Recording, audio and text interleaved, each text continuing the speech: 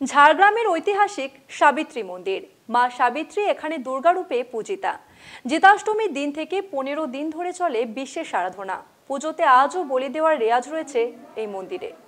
মূর্তি নয়, দেবীর চুল আর পট পুজোয় এখানে আজও আকর্ষণের কেন্দ্র।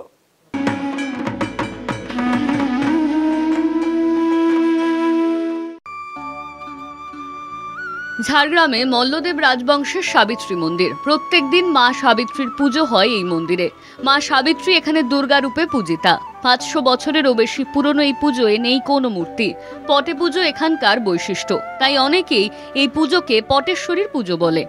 একখণ্ড পাথরেই দেবী সাবিত্রী রূপে পূজিতা। দুর্গার এক বিশেষ রূপকে ঘিরে আজও জাগ্রত এই স্থান। গম্বুজাকৃত এই মন্দিরের পুজো ঘিরে রয়েছে রোমাঞ্চকর লোককথা। জনশ্রুতি, রাজস্থান থেকে শিকারে এসে এখানকার জঙ্গলে রাজা মানসিংহ দেখেছিলেন এক সুন্দরী রমণীকে। দেন বিয়ের প্রস্তাব। শর্ত ছিল রাজা সামনে পথ দেখিয়ে তাকে নিয়ে যাবেন, পিছনে যাবেন তিনি। পেছনে তাকালেই তিনি অদৃশ্য হয়ে যাবেন। শর্ত মেনে রাজা তার রাজ্যের উদ্দেশ্যে রওনা দেন, কিন্তু পেছনে তাকাতেই রমণী মাটির তলায় প্রবেশ করেন। শেষমেশ রাজার হাতে আসে শুধু এক গাছা চুল। এই মন্দিরে মা সাবিত্রীকে দর্শন পান। মা সাবিত্রী এখানে আর পাতাল প্রবেশ করেছে।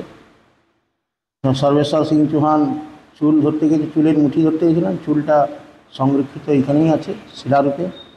এখানে মা অবস্থান করেছেন, পরে স্বপ্নাদিষ্ট হয়েছেন।